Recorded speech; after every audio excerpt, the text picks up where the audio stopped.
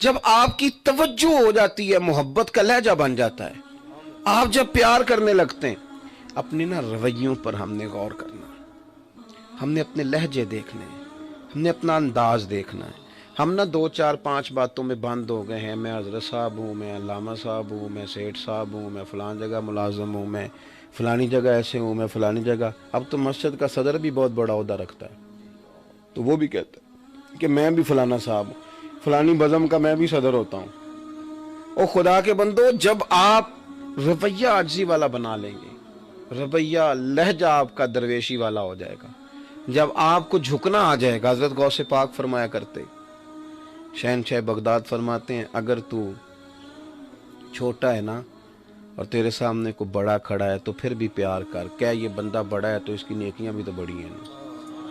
اور اگر تو بڑا ہے, تیرے سامنے کو چھوٹا کھڑا ہے تو پھر بھی عاجزی کر. کیا اگر یہ چھوٹا ہے تو اس کے گناہ بھی تو تھوڑے ہیں نا.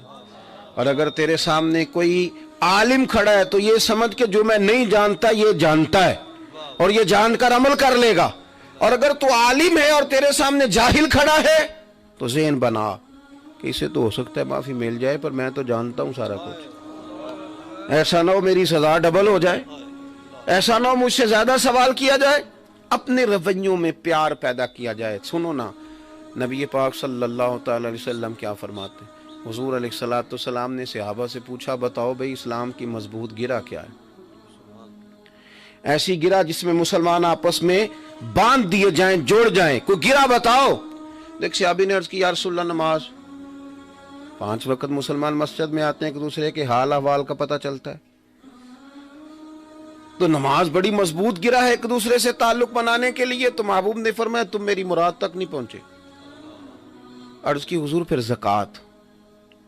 امیر آدمی غریب کو دیتا ہے, غریب اسے اپنا محسن جانتا ہے, بندے جڑ جاتے ہیں. فرمایا تم میری مراد تک نہیں پہنچے. ایک صحابی نے عرض کی حضور پھر حج ہوگا. ایک لباس, ایک بولی, ایک میدان, ایک تاریخ, پوری دنیا کے مسلمان عرفات میں اکٹھے ہوتے ہیں, تو یہ مضبوط گرہ ہے. فرمایا تم میری مراد کو نہیں پہنچے. تو پھر صحابہ نے روک لیا اپنی باتوں کو, عرض کی حضور ہم آپ کے سوالی ہیں, آپ ہی بتائیں مضبوط گرہ کیا ہے. یا رسول اللہ صلی اللہ تعالی وسلم ہماری رعایت کریں, بتائیں مضبوط گرہ کیا ہے. تو محبوب پاک علیہ السلام نے فرمایا مضبوط گرہ یہ ہے کہ تو جس سے بھی پیار کر اللہ رسول کی رضا کے لیے کر. سیاسی افطاریاں نہ کرا, تجارتیں نہ کر کہ میں تیرے گھر آؤں گا تو میرے گھر آ. یہ نہ کہہ کہ میں جناب تیری تعریف کروں گا تو میری کر. اللہ رسول کی رضا کے لیے مخلص ہو جا, لوگوں سے پیار کر, پھر تیرا گاہک سے بھی پیار ہوگا, دکاندار سے بھی ہوگا, راہگیر سے بھی ہوگا, مسافر سے بھی ہوگا. اللہ کے ہر بندے کے بارے میں تیرے دل میں گنجائش بن جائے گی. اللہ کی رضا پیش نظر رکھ, پھر تو محبت کر, پھر تو دیکھنا تیری وجہ سے لوگوں کا نفع ہوگا. ہم نے نا ایک مخصوص سی سیاست ہر بندے نے بنا لی ہے. اتنے لوگوں سے کام تھا, انہی کو تحفے دینے ہیں, انہی کو میسج کرنے ہیں, انہی کا حال پوچھنا ہے. میں ملک سے مجھے باہر جانا تھا, تو میں وصول ویزا کے لیے ایک آفس میں جہاں وہ جمع کرتے ہیں پاسپورٹ وغیرہ, وہاں میں پہنچا. میں نے کاغذات جمع کرائے, تو انہوں نے کہا جی آپ کا فلاں کاغذ کم ہے, آپ دوبارہ جائیے اپنے متعلقہ یونین کونسل سے, وہاں سے یہ چیز بنوا کے دوبارہ آئیے. میں تیار تھا جانے کے لیے. جب تھوڑی سی ان سے بات چیت ہوئی تو وہ مجھے کسی طرح پہچان گئے, کہنے لگے اچھا پیر صاحب ہیں, آپ تشریف رکھیں. انہوں نے مجھے بٹھایا, کمپیوٹر میں تھوڑی دیر کوئی کام کیا, ایک جگہ مجھ سے سائن لیے, کہنے لگے آپ کا کام ہو گیا, فارم جمع ہو گیا, آپ جائیے. اب ایک تو یہ تھا کہ میں خوش ہوتا اور میں اپنی ویس کوٹ سیدھی کر کے کہتا دیکھا میری کتنی شان ہے. ایک تو بات یہ تھی, اور ایک بات یہ تھی کہ کسی بندے کے ذہن میں ملی سوچے ہوں, مشن کا آدمی ہو, وہ یہاں رکتا نہیں, اتنی بھی بات پہ راضی نہیں ہوتا. میں نے ان سے کہا, میں نے کہا چاہیے تو یہ تھا نا کہ میں آپ کو شکریہ کہہ کے چلا جاتا, پر میرے اندر تو بے چینی بن گئی آپ کی اس بات سے.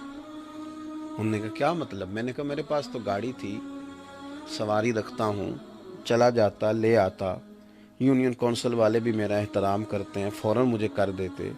اس کا مطلب یہ ہے کہ آپ لوگ یہ کام یہاں کر سکتے ہیں, بلا وجہ غریبوں کو چکر لگواتے, یہ ہو سکتا ہے, اس کا مطلب ہے یہاں. آپ 2 منٹ لگاتے ہیں اور کہہ دیتے ہیں کل آنا. آپ کو پتہ ہی نہیں بیچارہ کرایہ کہاں سے لے کے آیا. آپ کو پتہ ہی نہیں کہ اس کی آج دہاڑی ٹوٹ گئی ہے.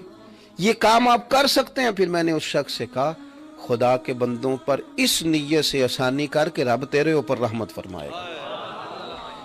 گنجائش نہیں بناتے. اور پھر کچھ لوگوں کو میں نے اور بھی ایک صاحب کو کوئی کام بتایا, کہنے لگے پیر صاحب, میں نے کہا وہ آپ فیکٹری میں ہیں تو فلاں آدمی آپ کا ملازم ہے, کچھ رعایت چاہتا ہے. کہنے لگے جی وہ کاروباری مسئلہ ہے, کوئی اور حکم کرے. میں کیا اور پھر جمعہ پڑھا دیں آ کے آج کی. بھئی جو آپ کے متعلقہ کام ہے وہی آپ کو بتانا ہے نا. نہیں سمجھے بات کی؟ یہ دکان اللہ کامنا 10 ہوئے میری ڈیوٹی. بھئی یہی آپ کو بتانا ہے جو آپ کے متعلقہ ہے. اور آپ کو مثلا کیا بتائیں جو آپ کے تعلق. ہم کیا کہتے ہیں اس کام میں نا مجھے کہنا کوئی اور کام. اور کیا بتائیں جی آپ کو مثلا کیا. میں نے کہا یہ جمعہ آپ پڑھا دیں. کہنے کہ جی وہ تو میں نہیں نہ پڑھا سکتا. تو میں نے کہا آپ نے کہا کوئی اور کام بتائیں. کیوں اس طرح ہم کرتے ہیں؟ خدا کے بندو جس جگہ آپ ہیں لو حدیث پاک سنو, مزہ آئے گا. سیاستہ میں موجود ہے. نبی پاک صلی اللہ علیہ وسلم نے فرمایا رب تعالیٰ ایک بندے کو قیامت کے دن تاجر تھا, تجارت کرتا تھا. اللہ فرمائے گا جا تجھے معاف کیا.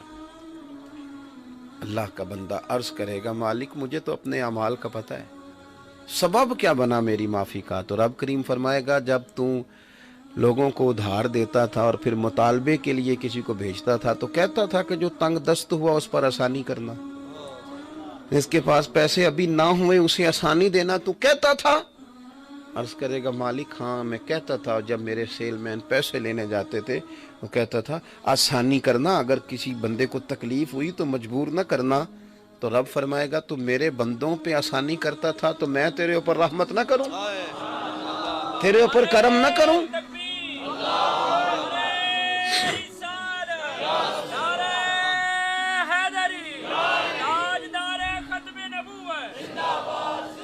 آپ کو پتہ ہے مسجد کے امام کو حضور نے فرمایا, مسجد کے امام کو, کہ لوگوں کو نماز پڑھا تو معتدل پڑھا, لمبی نہ پڑھا. ایک امام نے لمبی نماز پڑھائی تو محبوب ناراض ہو گئے. فرمایا میں لوگوں کو دین کے قریب کرتا ہوں تو دور کرتا ہے. آپ جس شعبے میں ہیں وہاں لوگوں پر آسانی کریں, لہجہ پیار والا ہو جائے, آپ کا انداز محبت والا ہو جائے, آپ کے انداز میں وارفتگی ہو. آپ جہاں بھی ہوں آپ تھوڑا سا نہ ذہن بنا لیں کہ میں نے پیار ہی کرنا ہے, آپ ذہن بنا لیں کہ میں نے نہ درگزر ہی کرنا ہے. ویسے بھی آپ اگر چاہیں نا کہ میں جیت کے کسی بندے کو نیچے کروں تو وہ نہیں ہو سکتا. یہ دور بڑا تیز لوگوں کا ہے. وہ ہو پہلے لوگ شیشے میں اتارتے تھے, آج کل تو چھوٹی سی شیشی میں بھی اتار لیتے. اور پھر میں مطلب ان پڑھ لوگ پرائمری بھی پاس نہیں لیکن اتنی باتیں آتی ہیں بندہ پریشان ہو جاتا ہے. یار اتنا زیادہ پتہ. یہ ہمارے بچے موبائل چلاتے ہیں, میں کئی دفعہ غور کرتا ہوں کہ یار بہت سارا پڑھ لکھ کے بھی ہمیں نہیں اتنا چلانا آتا جتنا تم چلاتے ہو. کیا تمہارا طریقہ ہے, کیا خوب. اور وہ لوگ جو جن کو کہیں نا قرآن پاک ٹھیک کر لو تو کہتے ہیں بڑے ہو گئے ہم نہیں ٹھیک ہوتا. تو موبائل بڑے ہو کے چلانا سیکھ لیا نا سب نے. اب تو نہیں کسی نے کہا بڑا ہو گیا ہوں چلایا نہیں جاتا, ناراض ہو گیا تو اسی بیچ کسی نے کہا اب اتنی عمر میں واٹس اپ کون کرے, یہ نہیں ہوتا ہم سے, کسی نے کہا ہے. لیکن قرآن پاک سیکھنے کا آپ کہیں تو کہیں گے عمر بڑی ہو گئی. یہ کل آیا ہے سارے دفتروں کے اندر کمپیوٹر.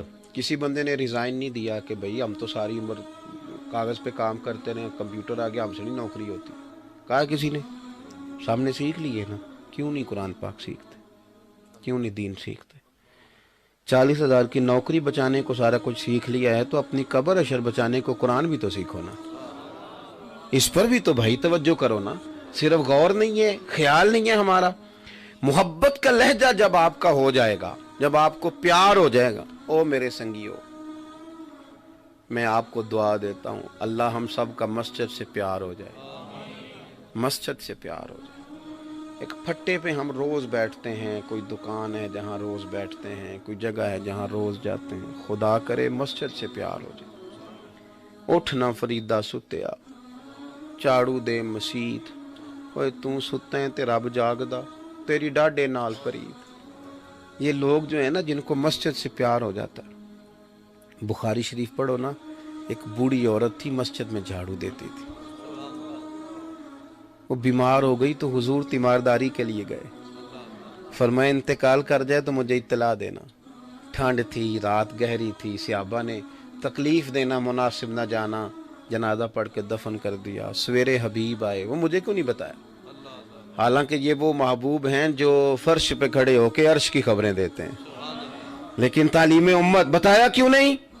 یا رسول اللہ تکلیف دینا پسند نہیں کیا، نصیب دیکھو، اور یہ روز کسی پھٹے پہ بھی تو بیٹھنا ہی ہے نا، کسی چوک میں بھی تو نکلنا ہی ہے نا، کوئی نہ کوئی ڈیوٹی تو کرنی ہے، تو کسی مسجد کی ڈیوٹی بھی تو سنبھالو نا، اور وہاں کی سیاست کی ڈیوٹی نہیں، مسجد کی ایک سیاست بھی ہوتی، مسجد کی سیاست کی نہیں، مسجد کی خدمت کی ڈیوٹی۔